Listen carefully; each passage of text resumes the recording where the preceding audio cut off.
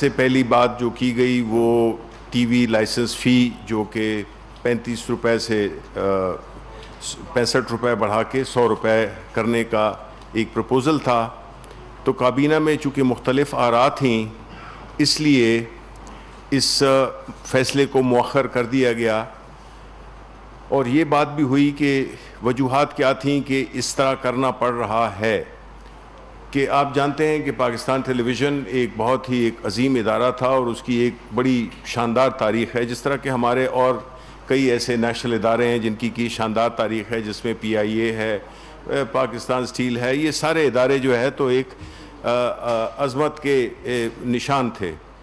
اور جوں وقت گزرتا گیا آتی جتنی بھی حکومتیں تھیں تو بجائے انہوں نے اداروں کو بنانے یا اس کو مزید اس میں نکھار لانے کے اس کو تباہی کی طرف لے گئے. پاکستان ٹیلی ویژن ایک ایسا ادارہ بن گیا, اس کو بنا دیا گیا جس میں کہ سیاسی بھرتیاں, پیپلز پارٹی, پاکستان مسلم لیگ نون, ایک ایسے اس میں ایک بد انتظامی اور میرٹ کے برعکس جو بھرتیاں کی گئیں اس نے ظاہر ہے کہ اس ادارے کو بالکل زمیں بوس کر دیا ہے. اب اس ادارے کو ہم نے دوبارہ کھڑا کرنا ہے کیونکہ ایک اسٹیٹ ٹیلی ویژن جو کہ ریاست پاکستان کی بنیادی طور پہ ایک نمائندگی کرتا ہے, اس کی ایک آواز ہے, اس ادارے کو اپنے پیروں پہ کھڑا کرنا اس کے لیے بہت بڑا ایک انویسٹمنٹ چاہیے. اور پینشنز جو ہیں وہ بھی پے نہیں کر سکتے بیکاز اتنی بڑی تعداد میں 3000 کے قریب پینشنرز ہیں جن کو کہ پینشن دینا. تو یہ ساری انتظامی اور تکنیکی کیمراز ہیں وہ آؤٹ ڈیٹڈ ہیں, کوئی پروڈکشن ہو نہیں رہی. تو اس سلسلے میں یہ ساری چیزوں کو دوبارہ ٹھیک کرنے کے لیے مجبوراً یہ فیصلہ یا یہ پروپوزل ڈالا گیا. اب جہاں تک کہ اس کے بنانے میں یا اس کو ہم نے کس طرح سے ری اسٹرکچر کرنا ہے اس کے بارے میں پورے پلاننگ ہوئی ہے. صرف اس میں ظاہر ہے کہ کوئی بھی کام بغیر ریسورسز کے ہو نہیں سکتا, اسپیشلی جب اپنے پینشنز کا ایشو سالو کرنا ہو, آپ نے اور لوگوں کی جو سیلریز ہیں, ایکوپمنٹ ہے, اس کو کرنا ہو تو اس کے لیے ظاہر ہے کہ ایک بہت بڑی انویسٹمنٹ چاہیے. تو یہ اس پہ مزید بحث ہوگی, اس پہ مزید مختلف آراء لی جائیں گی اور یہ اگلے ہفتے پہ اس کا مؤخر کر دیا گیا ہے. دوسری بات جو ہوئی وہ کابینہ نے جو پرائم منسٹر صاحب نے جو ایک انیشیٹو لیا تھا, ایک اپنی جو ان کا ہمیشہ سے ایک موقف رہا ہے کہ جو بھی عوامی نمائندے ہوتے ہیں ان کو اپنے اثاثے ڈکلیئر کرنے چاہیے. اور یہ کام انہوں نے جب 2011 میں کیا تھا, جب کہ اس وقت ہم جو بھی کور کمیٹی کے ممبران تھے ان کو کہا گیا تھا اپنے اثاثے ڈکلیئر کرنے کے, جو کہ ہم نے کیے. تو یہ اسی سلسلے کی ایک کڑی ہے جس میں کہ کہا گیا تھا اور وہ وعدہ پورا کر دیا کہ جس میں کبھی پہلے ہوا نہیں ہے. یہ دیکھیں یہ چیزیں ایک ایک قدم ہوتا ہے جو کہ بڑے سفر کا, ایک لمبے سفر کا آغاز ہوتا ہے. اس میں شفافیت کہ آپ کے جو عوامی نمائندے ہیں ان کے بارے میں آپ کو پتہ ہونا چاہیے, اور جو عوامی نمائندے نہیں ہیں جو کہ ایڈوائزرز ہیں یا special assistants to the prime minister ہیں, وہ بھی چونکہ حکومت کا اور کابینہ کا حصہ ہوتے ہیں, ان کو بھی اس چیز پہ وہ کیا جائے, مجبور کیا جائے یا ان پہ بھی یہ شرط عائد کی جائے جو کہ منتخب نمائندوں پہ ہوتی ہے, جو کہ وہ اپنے اثاثے. تو یہ پہلے کبھی کام نہیں ہوا اور میں سمجھتا ہوں کہ ہم نے پوری کیبنٹ نے پرائم منسٹر کے اس فیصلے کو سراہا اور اس کی یقین دہانی کرائی گئی کہ آئندہ بھی ہم جو ہے تو اسی فلسفے کو لے کے آگے چلیں گے جس میں کہ ہر چیز میں شفافیت ہو, کہ عوام کو پتہ ہو کہ ان کے جو حکمران ہیں وہ ان کی کیا اثاثے ہیں, کہاں پہ ہیں اور کیسے بنے. وہ تو ان کا کام یہ نہیں کہ کیسے بنے, یہ تو بات کی بات ہے, اگر اس کو کوئی کوشچن کرنا چاہے تو وہ کر سکتا ہے. دوسری بات جو ہوئی وہ کہ پچھلے ہفتے آپ کو یاد ہوگا کہ دیامیر بھاشا ڈیم اس کا افتتاح کیا گیا. افتتاح تو نہیں, اس کے کام کو آگے بڑھانے کے لیے, اس کو زمین پہ لانے کے لیے, کیونکہ یہ تو بہت پرانا پروجیکٹ ہے لیکن اس کو گزشتہ حکومتیں آگے چلا نہیں سکیں. جو بھی وجوہات تھیں، یہ کمٹمنٹ کی کمی تھی، چونکہ مہنگی بجلی کے وہ سودے ہو رہے تھے، تو اس لیے کسی نے یہ نہیں سمجھا کہ اس جو ہے ایسے پروجیکٹس کیے جائیں جس میں کہ ایک تو سستی بجلی پیدا ہو سکے، سیراب زمینیں ہو سکیں، پانی کا سٹوریج ہو سکے. تو اس چیز کو ہم نے دوبارہ سے شروع کیا ہے، جو کہ میرا خیال ہے کہ ایوب خان کے بعد کوئی ایک ایسا بڑا پروجیکٹ نہیں شروع ہوا جو کہ اس کو شروع کیا گیا، اور اس کے ثمرات انشاءاللہ قوم بھی دیکھے گی. اور اگر ہم درخت لگاتے ہیں تو ضروری نہیں ہے کہ ہم اس کے سائے میں بیٹھنے کے لیے وہ درخت لگاتے ہیں. یہ مستقبل کی جو نسلیں ہیں ان کے لیے بھی آپ کو کام کرنا پڑتا ہے اور کرنا چاہیے، جو کہ ماضی کی حکومتوں میں ہم نے دیکھا کہ اس کی شدید کمی تھی. اور اسی وجہ سے ہم آج اس ایسی سچویشن میں ہیں کہ جس میں کافی تکالیف ہیں ہماری، جو بجلی کے جو جس ریٹس پہ بن رہی ہے، جو معاہدے کیے گئے. پھر آپ کی جو جسے کہتے ہیں کہ جو آپ سے تعلق رکھنے والی خبر ہے کہ اس پہ بھی پرائم منسٹر صاحب نے بڑا برہمی کا اظہار کیا کہ جو بقایا جات ہیں اخبارات کے، میڈیا کے، ان کو ابھی تک مکمل طور پہ کیوں نہیں پے کیا گیا. انہوں نے مجھے یہ ٹاسک دیا اور 1 ہفتے کا ٹائم دیا تمام منسٹریز کو کہ وہ اپنے جتنے بھی ان کے آؤٹ اسٹینڈنگ واجبات ہیں وہ پورے کریں گے، اور مجھے آپ رپورٹ دیں کہ اگلے ہفتے اگلی کیبنٹ میں یہ سارے پیسے جمع ہو جانے چاہیے. تو یہ ایک بڑی اچھی بات ہے کہ پرائم منسٹر صاحب ان کو اس چیز کا احساس ہے کہ جو بھی بقایا جاتے ہیں وہ ضرور ملنے چاہیے. تو اس لیے میں یہ یقین رکھتا ہوں کہ اگلے ہفتے تک ہمیں جو بھی یہ پیسے ملیں گے ہم فوراً اس کو تقسیم کر دیں گے اپنے صحافی بھائیوں کے پاس. اس کا جی میکنزم ہم ابھی اس پہ بات کر لیتے ہیں. پھر جو ایک اور اہم بات جو کہ اس وقت اس پہ کافی میڈیا پہ بھی آ رہی ہے وہ ہے گندم، کہ گندم کی جو قیمت بڑھ رہی ہے آٹے کی، اس سلسلے میں پرائم منسٹر صاحب نے بڑی کلیئر طریقے سے اس پہ موضوع پہ جو متعلقہ وزارتیں تھیں ان سے پوچھا، فائنینس منسٹری سے، فوڈ سیکیورٹی اور جتنے بھی پلاننگ جتنے بھی تھے. اس میں آپ کو پتہ ہے کہ پرائم منسٹر صاحب ہر کیبنٹ ممبر سے اگر وہ چاہے تو کوئی بھی سوال تو وہ اس کو اجازت دیتے ہیں، اور ایک بڑی پارٹیسپیٹری، ایک بڑی میرے لیے تو پہلا تجربہ ہے. میں اور کسی کیبنٹ میں شامل نہیں تھا یا اور حکومتوں میں، لیکن میرا نہیں خیال ہے پہلے تو وہاں پہلی حکومتوں میں کیبنٹ کے اجلاس ہوتے ایسے تھے جس طرح کہ کبھی کبھار جو ہے تو ہم جس طرح عید مناتے ہیں سالوں میں ہوتی تھی، مہینوں میں ہوتی تھی. تو چونکہ ہمارا ایک ریگولر وہ ہے تو اس سے ہماری ایک تو سارے منسٹرز پارٹیسپیٹ کرتے ہیں، اپنی سجیشنز دیتے ہیں. تو گندم اور آٹے کے بارے میں ہماری حکومت بہت ہی زیادہ اس کے بارے میں کنسرن ہے کہ آٹے کی قیمت زیادہ نہ ہو، اور جو گندم کی فراہمی ہے وہ بر وقت اور اس کی ترسیل میں کوئی بھی رکاوٹیں نہ ہوں. اس وقت جو ہمارے پاس جو کہ ایسٹیمیٹس تھے کہ جو 1 ملین سے 1.5 ملین ٹن کی جو ہماری کنزمپشن اور ہماری جو پروڈکشن ہے اس میں جو گیپ تھا، اس کے لیے بھی حکومت نے یہ اجازت دی ہے کہ پرائیویٹ لوگ بھی اور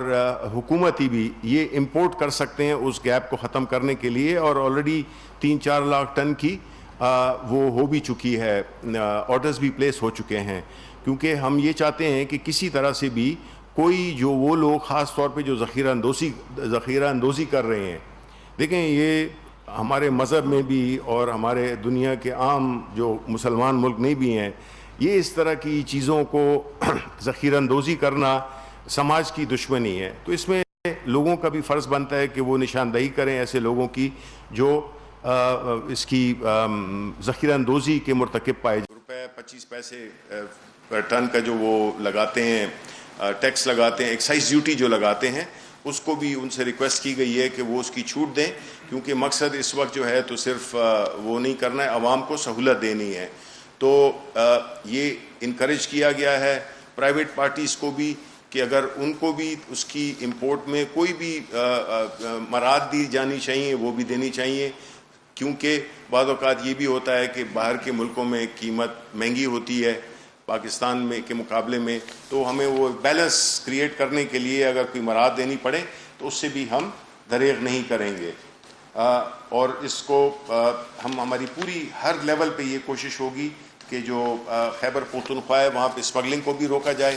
اور جو پنجاب ہے، سندھ ہے، یہ سب جو ہے نا یہ ایک ہی ملک ہے، اور اس میں جو سپلائی اینڈ ڈیمانڈ ہے اس میں کوئی بھی ہمیں گیپ نظر نہیں آنا چاہیے۔ اس کے علاوہ جو ایجنڈے کی بات ہوئی تو اس میں جو ایجنڈا تھا وہ کابینہ نے cash management and treasury single account rules, management and treasury single account rule 2009 کی منظوری دی۔ یہ قانون بنیادی طور پہ کیا ہوتا ہے کہ جو سنگل ٹریجری اکاؤنٹ ہوتا ہے اس میں یہ ہے کہ پورے پہلے جو حکومتی ہوتے تھے اس میں ہر منسٹری کا، ہر ڈپارٹمنٹ کا، ڈویژن کا اپنا اپنا ایک اکاؤنٹ ہوتا تھا، تو وہ کئی دفعہ جو ہے تو وہ اس میں وہ صلاحیت نہیں ہوتی تھی کہ وہ اس کو پورے طریقے سے صحیح مناسب طریقے سے اور ایک منظم طریقے سے اس کو استعمال کیا جائے، اور کئی فنڈز ویسے پڑے ہوتے تھے۔ تو یہ جو ہے تو ایک بہت بڑا ایک ہماری گورنمنٹ میں یہ ایک انیشیٹو لیا گیا جس میں کہ ہم نے یہ سنگل ٹریجری اکاؤنٹ بنایا، جس میں کہ بنیادی طور پہ ایک اکاؤنٹ ہے جس میں کہ سارے پیسے جو ہے تو جمع ہوتے ہیں اور پھر وہاں سے ان کی ریلیزز ہوتی ہیں۔ پھر اس کے علاوہ جو دوسرا ایجنڈا آئٹم تھا اس میں اینٹی منی لانڈرنگ کے قوانین سے متعلقہ جو مجوزہ دوسرے ترمیمی بل 2020 کی بھی منظوری دی۔ ان ترامیم کا مقصد منی لانڈرنگ اور ٹیرر فائنینسنگ کی مؤثر روک تھام ہے، چونکہ آپ کو پتہ ہے کہ فیٹف بھی ہمارے اوپر ایک تلوار لٹکتی رہتی ہے،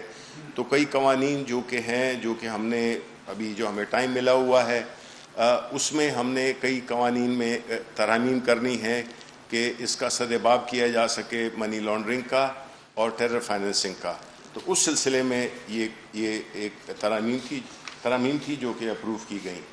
پھر اسی طرح انسداد دہشت گردی ایکٹ 1997 کے حوالے سے بھی متجدد ترامیم کی گئیں۔ پھر کوڈ آف کرمنل پروسیجر 1898 اس میں مجوزہ ترامیم کی منظوری دی گئی جو کہ بنیادی طور پہ منی لانڈرنگ اور ٹیرر فائنینسنگ کو ڈیل کرتی ہیں۔ پھر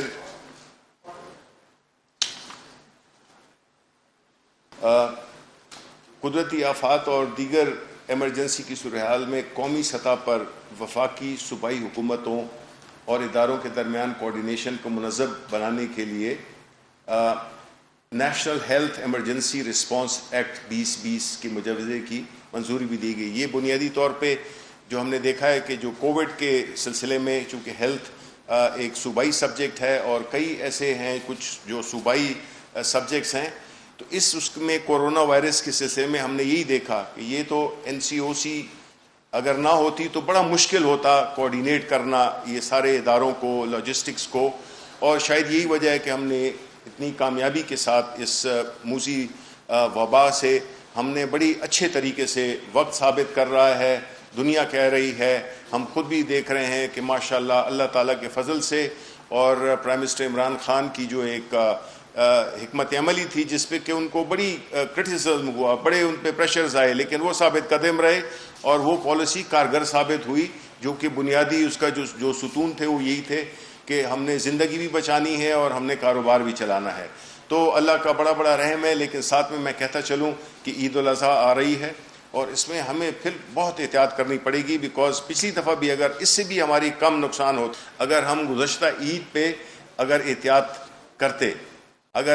کرتے تو ہمارے فگرز اس سے بھی بہت زیادہ کم ہوتے۔ اب ریکویسٹ یہ ہے کہ جب آسانی بہتری کی طرف چیزیں جا رہی ہیں تو ہم دوبارہ اس کو میں بگاڑ نہ لائیں، اور وہ عید کے اس میں ہم پوری کوشش کریں کہ اپنے گھروں پہ ہی منائیں اور ہر وہ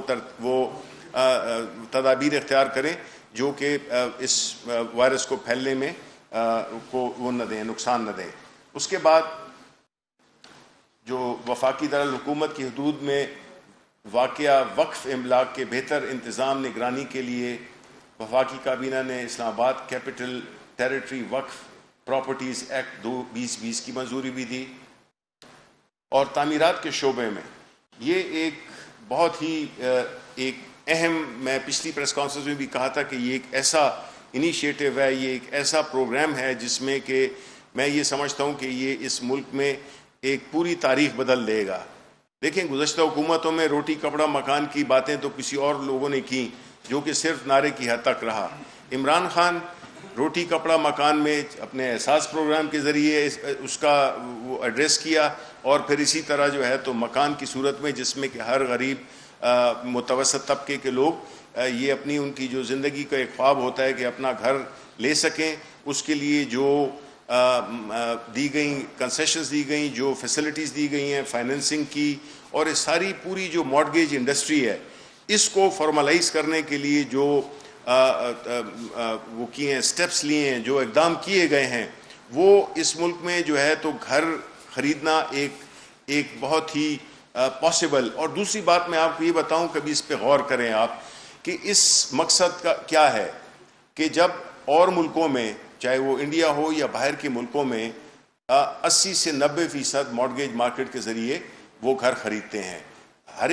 ایک جو ہے نا، وہ لاکھ روپے کا یا کروڑ روپے کا گھر ہو تو کروڑ روپے وہ نہیں خرچ کرتا، اس کے پاس یہ 80% یا 70% فائنینسنگ کی سہولت ہوتی ہے۔ تو جب وہ اس کے پاس ہوں بھی، یہ 1 کروڑ روپے ہو بھی،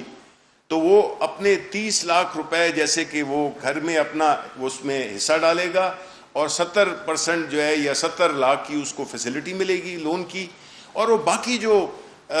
پیسے ہیں 70 لاکھ روپے وہ اپنے کاروبار میں بھی لگا سکتا ہے۔ ہمیں تو اب آج کل تو یہاں پہ یہی ہوتا ہے نا، اگر آپ کا 20 لاکھ روپے کا گھر خریدنا ہے تو جی آپ کو 20 لاکھ روپے ہی دینے ہوں گے، تو آپ کی جتنی جمع پونجی ہے اس میں خرچ ہو جاتی ہے۔ تو اس سے ایک بہت بڑا ایک انقلاب آئے گا اس کنسٹرکشن انڈسٹری میں بھی، اور یہ جو گھروں کی اونرشپ ہے اس میں بھی بڑی تعداد بڑھے گی۔ تو اس میں کافی ہم نے وہ کر دیے ہیں، اور انشاءاللہ اس میں ہم اب اشتہار بھی چلائیں گے کہ عید کے بعد جو ہے تو اپنے بھرپور طریقے سے اس جو حکومت کا جو کہ اقدام ہے اس کو اسپیشلی گھروں کے اس میں اپنا پورا وہ اس سے فائدہ اٹھائیں۔ اور یہ ویسے بھی چونکہ اس کی جو لمٹ ہے جہاں تک کہ سورس آف فنڈز کا تعلق ہے تو وہ 31 دسمبر تک ہے، تو اس سے پہلے جو بھی لوگ ہیں وہ میری آپ کے وساطت سے درخواست ہوگی کہ وہ اس کو وہ کریں۔ اور جو ہم نے دیکھا بھی ہے کہ جو اسلام آباد کی جو آکشن ہوئی ہے اس میں بڑی گرمجوشی پائی گئی ہے، اور ہماری توقع سے زیادہ اس میں وہ ہوا ہے، لوگوں نے بڈ کیا ہے۔ اور پھر آخر میں احساس ایمرجنسی پروگرام کا رپورٹ پیش کی گئی، جس میں کہ پوری تفصیل دی گئی، اور پوری کابینہ نے، پرائم منسٹر صاحب نے منسٹری کو، ڈاکٹر ثانیہ نشتر کو، ان کی ٹیم کو مبارکباد دی کہ جس احسن طریقے سے بغیر اتنا بڑا اماؤنٹ جو کہ اتنے احسن طریقے سے تقسیم ہوا، جس میں کہ یہ بات کسی نے، ہمارے جو سیاسی مخالفین ہیں انہوں نے بھی اس کی شفافیت پہ کوئی اعتراض نہیں کیا۔ ایک دلچسپ بات جو میں آپ کو آخر میں بتانا چاہتا ہوں اسی احساس پروگرام کے اس سے، کہ ہمارے کیبنٹ میں کچھ کولیگز نے، ہمارے کچھ رفقائے کار نے یہ کہا کہ جی یہ پروگرام تو بڑے احسن طریقے سے ہوا اور اس میں بڑے پیسے بھی تقسیم کیے گئے، لیکن اس سے ہمیں کوئی سیاسی فائدہ نہیں ہوا۔ تو پرائم منسٹر صاحب کا جواب سننے والا ہے۔ پرائم منسٹر صاحب نے کہا کہ دیکھیں، ہر کام آدمی سیاست کے لیے نہیں کرتا، کچھ کام آدمی اللہ کی رضا کے لیے کرتا ہے، اس کے بندوں کے لیے کرتا ہے، اور اس کو سیاست کی نظر سے نہ دیکھیں آپ۔ اس سے ظاہر ہوتا ہے کہ عمران خان کس طرح کا سوچتا ہے، کہ وہ یہ کہہ رہے ہیں کہ ہم نے تو اس کو ایک عبادت کے طور پہ کیا ہے کہ اللہ کو اگر خوش کرنا ہے تو اس کے بندوں کو خوش کرو، اور اس سب سے وہ جو کہ اس چیز کو کہ مستحق ہوں، جو کہ غریب ہوں، جو کہ معاشی طور پہ کمزور ہوں۔ تو یہ ہے عمران خان کی سوچ، اور وہ تو ہم نے پہلے بھی دیکھا کہ چاہے وہ یونیورسٹی کی صورت میں ہو یا کینسر ہاسپٹل کی صورت میں ہو، جہاں پہ کہ 70% لوگوں کا مفت علاج ہوتا ہے۔ تو یہ اس کا جواب تھا، جس کو سن کر پوری کابینہ آپ سوچ سکتے ہیں کہ کیا ان کا ریئیکشن ہوگا اور کیا ان کے دلوں سے گزری ہوگی. تو یہ اس کا ہائی پوائنٹ میرے نزدیک آج کی کابینہ کا یہ تھا، جس میں کہ پرائم منسٹر عمران خان نے یہ بات کہی کہ آپ اللہ کے بندوں کے لیے کریں، آپ سیاست کے لیے نہیں کریں. وہ سارے اللہ کے بندے ہیں، سیاست ہم اور چیزوں میں کریں گے، اور اگر ایسا ہوگا تو اللہ تعالیٰ برکت بھی ڈالے گا اور اللہ تعالیٰ ہم پہ اپنا رحم بھی کرے گا. تو بہت بہت شکریہ. یہ میں آخر میں یہ کچھ وہ ہیں ہمارے مجھے دیا گیا تھا APRNS کے جو وہ ہیں ان کے بھائی کا انتقال ہو گیا ہے، میں پڑھ دیتا ہوں. جی، وہ all Pakistan regional newspaper society کے مرکزی صدر غلام مرتضیٰ جٹ صاحب کے بڑے بھائی چیف ایڈیٹر لاہور کی وفات پر دعائے مغفرت فرمائیں. روزنامہ مسافت لاہور. ٹھیک ہے جی. تو ہم دعا کرتے ہیں کہ جی ان کو اللہ تعالیٰ اپنے جواہر رحمت میں جگہ دے، اور ان کو ان کی جو خاندان ہے ان کو صبر کی توفیق عطا فرمائے. اور ساتھ ہی میں یہ کہہ دوں گا کہ وہاں پہ تربت میں ایک دھماکہ ہوا ہے، اس کی بھی ہم مذمت کرتے ہیں، اور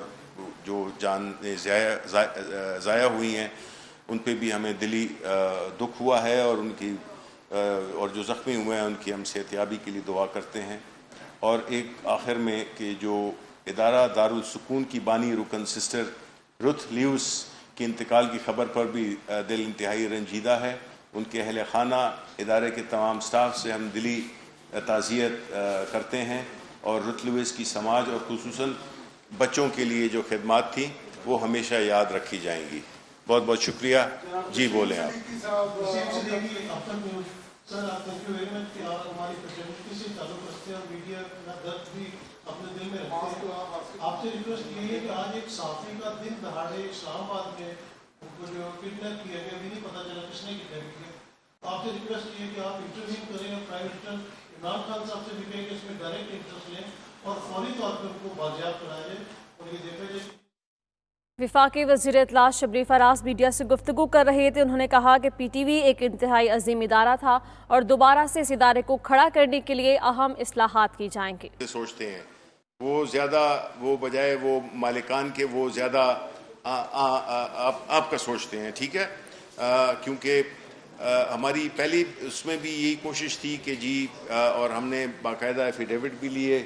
اور ہماری کوشش تھی کہ یہ جو ہے تو جو تنخواہیں ہیں وہ پے کی جائیں. لیکن وہ مجھے نہیں پتا، بیکاز جو ابھی تک مجھے اس کا کوئی فیڈ بیک ملا نہیں ہے. اتنا مجھے یقین ہے کہ سب کو نہیں ملی ہیں تنخواہیں، لیکن جہاں پہ جو ادارے جن کو کہ پیسے دے دیے گئے ہیں، جو میری خبر ہے وہ یہ ہے کہ جو الیکٹرانک میڈیا ہے اس میں تو ساروں کو پیمنٹ کر دی گئی ہے. اب وہ PIO صاحبہ ہیں نہیں، ان کو ہونا چاہیے تھا، لیکن کہ وہ مجھے بھی بتا دیتی. لیکن جو میری خبر ہے وہ یہی ہے کہ جو الیکٹرانک میڈیا اور جو پرنٹ میڈیا ہے اس کا بھی ہم انشاءاللہ جس طرح کہا ہے کہ یہ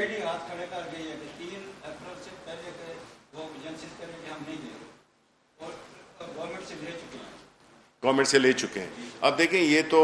اس کے بارے میں بھی ہمیں سوچنا پڑے گا کہ کیا ایسا طریقہ کار اختیار کیا جائے جس میں کہ جو اصل لوگ ہیں، جس میں کہ جو کہ سیلریز ہیں، اس کا کوئی اب طریقہ کار. ویسے عام طور پہ ہم بنا رہے ہیں ایک ایسا پورا سسٹم، کیونکہ اس میں بڑی کمپلیکیشنز بھی ہیں، لیکن ہماری کوشش یہی ہے کہ ایسا کوئی طریقہ کار اختیار کیا جائے کہ جس میں کہ یہ ان کے اس پہ ہمیں نہ چھوڑیں، ان کی مرضی پہ ہم نہ چھوڑیں کہ وہ ان کا دل چاہے تو وہ دے دیں، دل نہ چاہے تو نہ دیں. تو ایک ایسا میکانزم اور باقاعدہ ایک قانونی طریقہ ہم بنا رہے ہیں جس میں کہ کم از کم یہ چیزیں نہ ہوں اور جو امپلائیز ہیں ان کو ان کی تنخواہیں مل سکیں. جی دیکھیں، لوڈ شیڈنگ کا جہاں تک تعلق ہے، اس میں جو کراچی الیکٹرک کا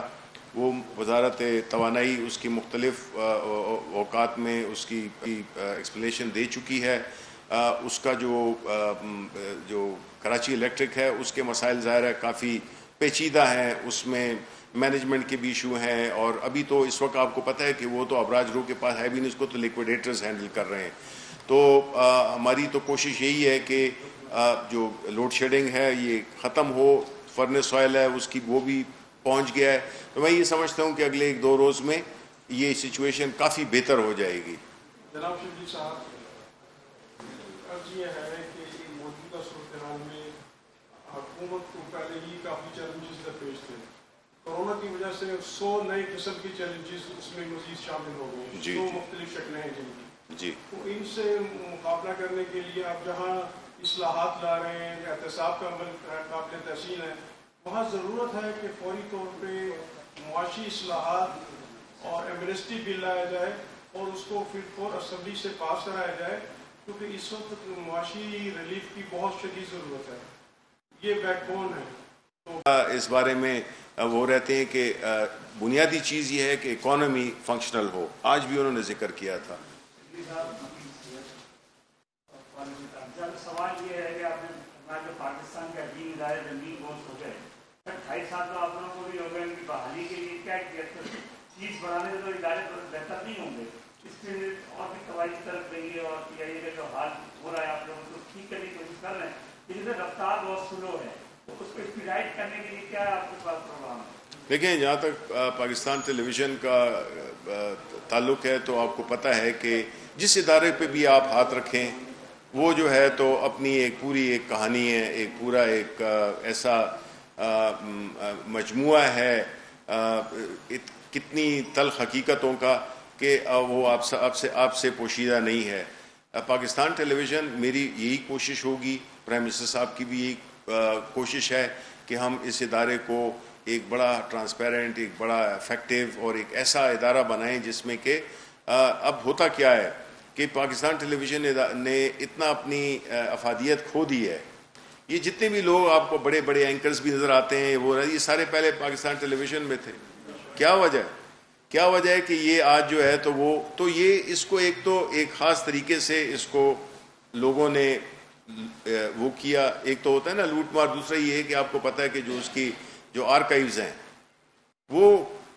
कितनी कीमत की हैं और वो सारी जो है इधर उधर दी गई मुफ्त में, कोई चुरा के ले गया, कोई किसी ने क्या कर दी, कुछ ने क्या कर दी। तो ये तो इस शिकस्त व रेख का एक मजमुआ है जिसको ठीक करने के लिए वसाइल चाहिए। और जो आप कह रहे हैं उसकी बुनियादी वजह ये है कि जी एक तो हमारे यहाँ जो सिलसिला है कि जब भी आप किसी को अपॉइंट करते हैं कोई स्टे ले आता है, कोई यूनियन के इश्यूज़ हो जाते हैं, लेकिन मैं आपको यकीन दिलाता हूँ कि अभी ये अगले 6 महीने अगर ये अप्रूव हो गया, काबीना ने अप्रूव कर दिया तो अगले 6 महीने में आपको इसका आपको बिल्कुल इंशाल्लाह, और मैं ये बड़ी अपनी खुशकिस्मती समझूंगा कि अगर मेरे दौरान वज़ारत पाकिस्तान टेलीविज़न अगर कम अज़ कम उस सफ़र की तरफ उस सिर्फ भी सफ़र शुरू कर दे जो कि उसकी बुनियादी मंजिल है, जो कि उसका अजीम एक हिस्ट्री है, तो मैं बहुत बड़ी खुशकिस्मती समझूंगा कि मेरे दौरान वज़ारत ये इदारा अपने पाँव पे खड़ा हुआ।